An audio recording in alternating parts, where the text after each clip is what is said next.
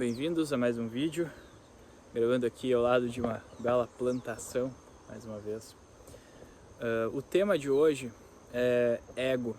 Eu quero entrar nessa questão um pouco mais no sentido de quem é desse mundo da espiritualidade já deve ter lido, estudado sobre ego.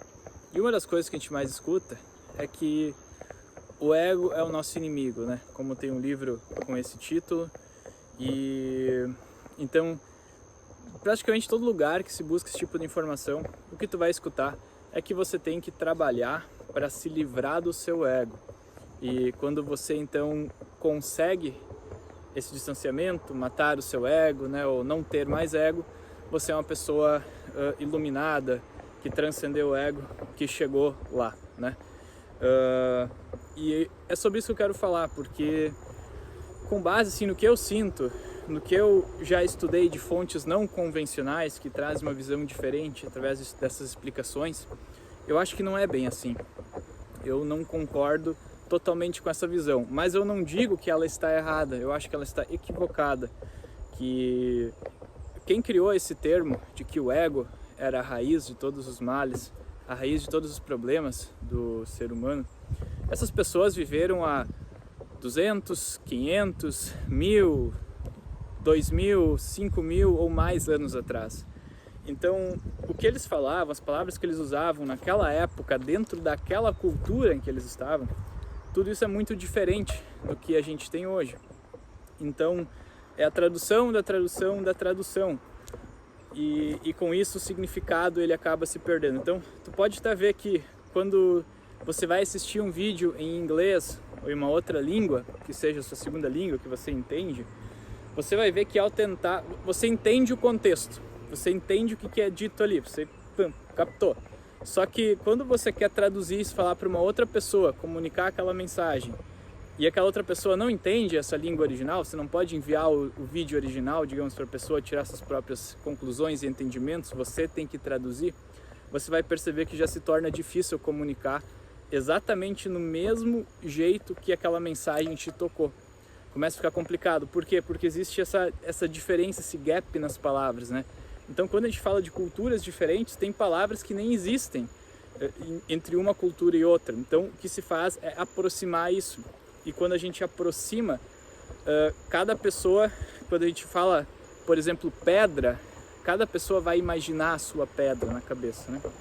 Cada um vai criar uma imagem. A gente fala riacho, quando a gente fala árvore, cada um tem a sua imagem do que aquilo lá significa. Então, a partir disso, começa-se a criar confusões. Antes de eu continuar, se você gosta desses vídeos, desses conteúdos que eu gravo aqui, te inscreve no canal, me acompanha aqui, dá um joinha ou manda algum comentário se você está sentindo de falar algo, porque isso é importante, né? A gente sabe que poucas pessoas conectam com esse tipo de conteúdo, e é importante para mim, para eu saber que tem alguém ali do outro lado que está absorvendo informação, que está gostando do que eu estou fazendo, nem que seja para, sei lá, botar o vídeo para rodar enquanto você vai lavar uma louça, né? Tá tudo certo, mas dá esse alô aí para eu saber que você está aí. Então, a raiz da explicação dentro da espiritualidade de ego, eu vejo que aconteceu isso, aconteceu uma confusão entre a tradução lá atrás, o que o pessoal quis dizer, e o que hoje em dia se pega, e muitas vezes, como a espiritualidade vem se popularizando, eu acho que pessoas, às vezes, que não têm aquela habilidade para fazer tradução, para ir tão a fundo, acabam também fazendo seus trabalhos, desenvolvendo alguma coisa, e com isso se torna ainda mais fácil de falar, de repetir informação, sem que se tenha um olhar, não vou dizer crítico, mas um olhar de cara, realmente isso aí faz sentido? Isso aqui realmente eu me sinto, traz mais leveza ou deixa as coisas mais confusas? Ou eu não estou entendendo o que eu estou fazendo, estou repassando? Então, depois disso, olhando para isso, na verdade, é que eu estou gravando esse vídeo. Então, o meu significado, o que significa o ego, né? Eu acho que primeiramente tem duas formas de a gente olhar isso. Uma delas é como que se fosse a personalidade, ou digamos assim, o personagem que você está representando. Quando eu falo dessa forma, é para a gente imaginar que a gente veio da fonte, da parte imaterial da vida, e a gente acabou sendo materializada. Então a gente era uma consciência invisível que nasceu num corpo físico. Quando a gente nasceu nesse corpo físico, a gente nasceu em uma família, tem um pai, uma mãe, a gente recebeu um nome e a gente começou a se desenvolver, uma criança que virou adolescente, virou adulto. E isso é um alguém, é um personagem que a gente está representando, como se fosse um jogo, sabe? Quando tu entra, por isso tem muita analogia de jogo, e para mim ela faz total sentido. Quando você começa a jogar alguma coisa, você escolhe um personagem, né? Que vai representar você naquela partida. Então cada personagem tem suas habilidades, tem seus pontos fortes e tem também os seus pontos fracos, assim como nós aqui, exatamente igual. Então eu acho isso muito interessante, essa forma de pensar. E isso, de certa forma, é um ego, é uma personalidade, é um personagem que a gente está representando. Isso não é certo nem é errado, não é bom nem é ruim, simplesmente é a maneira como a vida funciona, ao meu ver. Então, tu querer negar esse personagem, digamos assim, esse personagem ele tem vontades, ele tem desejos, ele quer certas coisas. Por quê? Porque, ao meu entendimento, um dos grandes propósitos da vida é a gente fazer movimento, é experienciar, é experimentar. Através do que a gente experimenta, através do que a gente deseja, aquilo que vem para nós, que a gente almeja, que a gente quer buscar lá na frente. Então, isso é o que faz a gente fazer movimento. Pensa, se você não tivesse desejo de nada, não tivesse vontade de ter algo, de experienciar algo, de qualquer coisa, você não ia fazer movimento, você ia ficar sentado em qualquer lugar, imóvel, a vida inteira, que nem um ser inconsciente ou inanimado, vamos dizer assim, nem uma pedra, né? Você não ia fazer movimento. Então, essa acho que é a grande sacada, porque se a gente está aqui para fazer movimento, que vai gerar alguma expansão para o nosso outro eu, vamos dizer assim, para o nosso eu em estado de espírito, o nosso espírito, digamos assim, que ele busca essa experiência prática através da criação desses personagens, então isso é um ego. E aquilo que os antigos ali se referiam, para você se livrar do seu ego e tudo mais, eu vejo que está relacionado a as pessoas começarem a, digamos assim, despertar desse personagem para esse entendimento justamente de que quando você vai olhar para si, você começa a olhar além desse ego, desse personagem, do seu nome, além dessa identidade, mas começar a olhar que você é o espírito tendo essa experiência.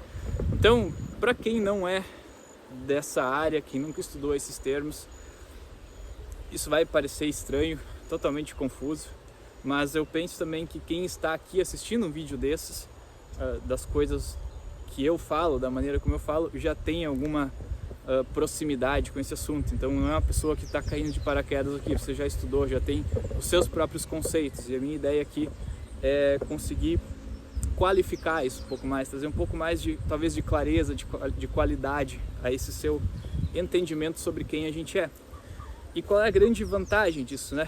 É que, digamos assim, o mal do ser humano é o apego, o que nos prende, é que a gente se apega. E por que a gente se apega? Porque a gente tem medo, porque a gente acha que a gente é esse personagem, que a gente é o ego, e por isso a gente faz X, Y, W, Z coisas que às vezes não são legais, mas movidas por medo.